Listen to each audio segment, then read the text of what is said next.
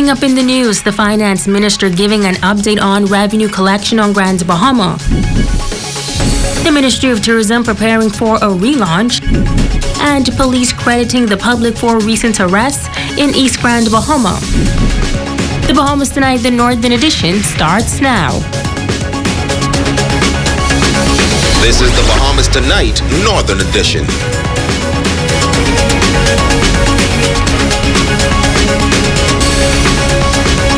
This is the Bahamas Tonight, the Northern Edition. Good evening, all. I'm Megan Shepard. Thank you so much for tuning in.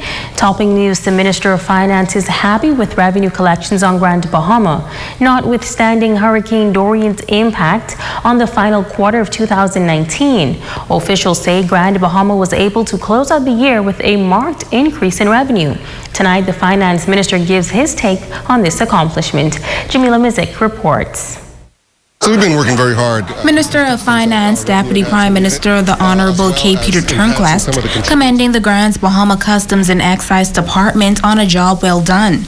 2019 was a record-breaking year for revenue collections. Figures show some $91 million, an increase of $11 million over the previous year.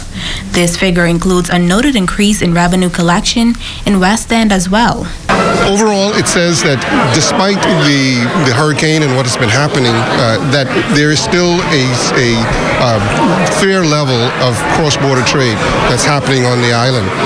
Both here, Abaco, New Providence, we're seeing an overall stability in the economy. It may not be growing right now as a result of what has happened, but we still have a stable environment and commerce is still being conducted. Again, I give credit to the team. They've just been doing a fantastic job here in Grand Bahama, led by Superintendent Jones, and we're very proud of the accomplishments that they had. And as to how this increase in revenue compares to overall collections nationwide, well, the Finance Minister says collections are up nationwide, and he believes it has a lot to do with the increase in tourism numbers. And so the more tourism comes, the more cross-border revenue, customs duty, VAT that we collect. And so we're seeing that in the numbers. Again, I think nationally we're doing okay. We're ahead of where we were last year this time. We do expect some fall off towards the second half of the fiscal year. During this period of January to April, when the traditional winter residents come, we may see some softening in that as a result of the hurricane, particularly in Abaco, where we know a lot of these visitors go. But hopefully we'll be able to hold last year's numbers, and if we can do that, we'll be okay. Now, the Finance Minister says the revenue exercise helps to offset the cost of running government, and although the deficit is a bit up compared to last year, they remain optimistic. Our cost is running a little bit ahead of where it was last year. I think it's $187 million. And that is as a direct result of this hurricane and the efforts that we've had to put in to ensure that people were safe, that security is in place for the in affected zones, the temporary sheltering of people and feeding them, and transportation of government workers as well as people back and forth. That has raised our cost over this period. So we are seeing that race a little ahead, and as a result of that, our deficit position is up as compared to last year. But it is again offset by the increase in the revenue. So all in all, we are cautiously optimistic about where we are today and what the end of the year numbers may look like. Jamila Mizik, SATNS Network News. The Ministry of Tourism conducting site inspections this week as they prepare for a relaunch of the destination. Officials taking a look at various properties involved in the tourism sector with a view of getting a pulse on recovery and restoration efforts to date. Jamila Mizik caught up with the team at Grand Bahama's Garden of the Groves. Tourism officials on Grand Bahama touring the Garden of the Groves, Grand Bahama's premier nature experience. Ministry of Tourism's General Manager Stephen Johnson says they wanted to ensure that everyone gets the message that the garden is back up and running and Grand Bahama Island is open for business and welcoming tourists once again. It's just incredible to see the amount of work that has been put into these parks And we need everybody's support. We need everybody to come down here and to visit Grand Bahama Island, but to visit the Garden of the Groves. So we're really excited. Tourism, we're going to be sending this out to people throughout the world. And when they come into Grand Bahama for a visit, we're asking everybody to come here. And even if you're coming in from Nassau, we have people who want to get married from any part of the world. Our chapel is intact, and the parks are beautiful, and we're encouraging everybody to come out and see. I mean, this is 12 acres of land. This has been a staple in the Grand Bahama community for years, and we want everybody to see what we have here. Now, General Manager at the Garden of the Groves, Marilyn Lang, says, on average, the garden sees 400 to 500 persons each week, and they're excited to be able to continue playing their part in the local tourism economy. We're so excited. Since December 1st, we opened officially, and we have been able to have the cruise ships come back with their guests, and lots of the local residents have been so excited that we are now open. We just had our first school group come on Friday with 35 students, and so we were thrilled to have them go along with their parents, show them that we're still here for schools and wedding inquiries and just a local spot to have your lunch and bring your family. So we're doing great with that. Now, officials at the garden are thanking the Lucaya Service Company and the Grand Bahama Development Company for assisting them in their recovery and restoration phase. Jamila Mizik, ZNS Network News. The Grand Bahama Port Authority announcing the promotion of Glendia Sweeting to the post of Manager of Group Corporate Affairs at the Port Group Limited. Port President Ian Roll noting that the port's success is strengthened by talented individuals and that they are committed to promoting deserving individuals through the ranks who demonstrate the tenacity and skills to help the organization improve the quality of life for residents. Acting Chairman Sarah St. George offering congratulations as well, saying they are pleased to recognize another talented Bahamian. As they continue to focus on the restoration and rebuilding of Grand Bahama, the Port Authority remains committed to empowering skilled individuals like Sweeting who will help them stay connected as they continue toward full recovery. Now, Sweeting joined the Port Authority 7 years ago and has served in various capacities. She is currently the co-host of GBPA's talk show, Focus Forward. Her promotion took effect on February 1st. In news from the crime beat, police on Grand Bahama breaking an alleged crime ring in East Grand Bahama. Reports say the victims of Hurricane Dorian were targeted by the criminal element. Italia Hall spoke with the local police commissioner about the latest turn of events.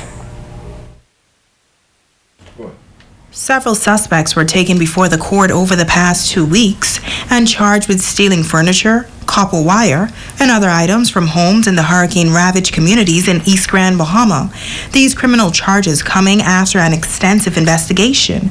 Assistant Commissioner of Police Samuel Butler is giving credit to members of the community for alerting police about the suspicious activities taking place in the area. We are grateful that the community certainly have demonstrated great faith in the police department as a partner, and based on the police being present in the community, up and about doing patrols, and when we receive these suspicious activities going on, quick response led to the several arrests, and those persons were placed before the courts. Members of the public are warned to refrain from entering private property, even if it may appear to be abandoned. When persons among us, and they're not strangers, they are brothers or sisters or cousins, who are determining in their mind that they were still disadvantaged family members, ordinary residents of Grand Bahama. And so we will appeal to, again, the entire community, to speak to your family members and ask them to desist from that kind of behavior. People are hurting, great loss, and persons are making it even wider by moving properties of value from those individuals. Now, with most areas in East Grand Bahama without electricity, Butler says the police will remain vigilant in the community.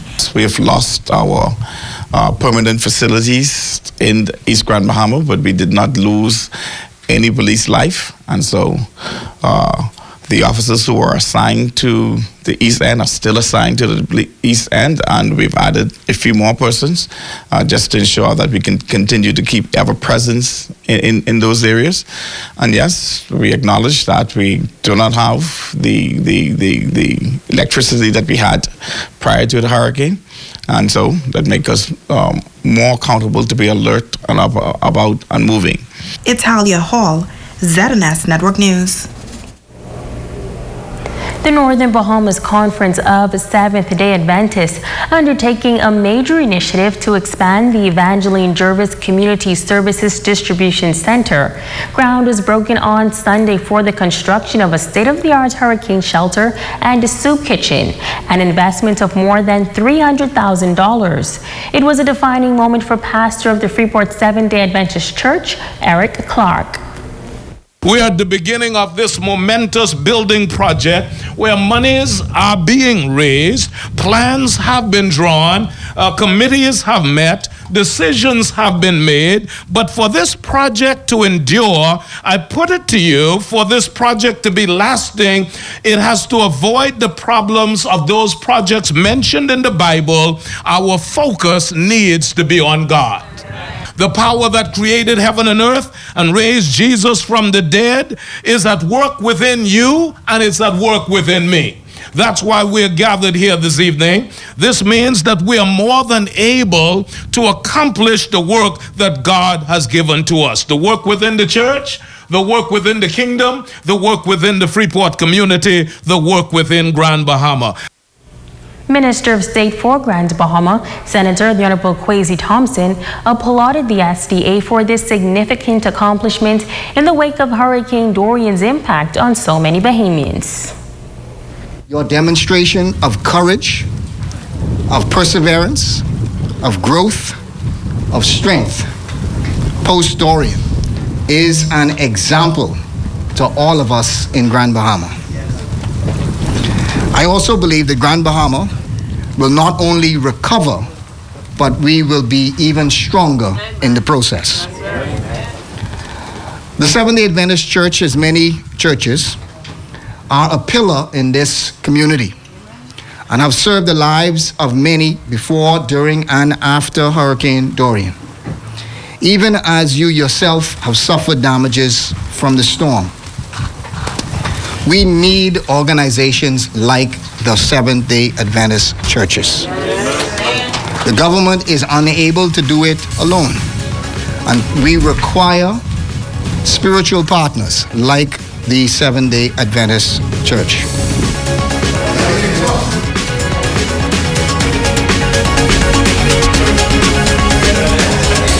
Coming up, night 3 of our Week of Love series takes us out west. I'm Italia Hall. Stay tuned. We'll show you more straight ahead.